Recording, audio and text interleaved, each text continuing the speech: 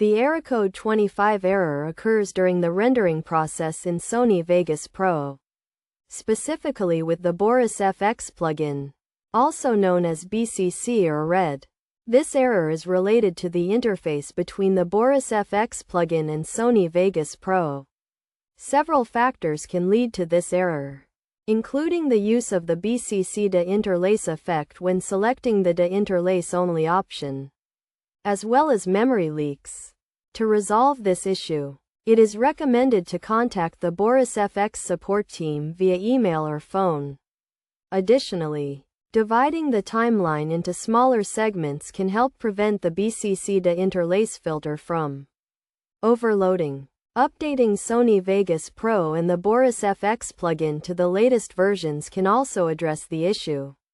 If applicable, installing Fraps codecs may also be necessary.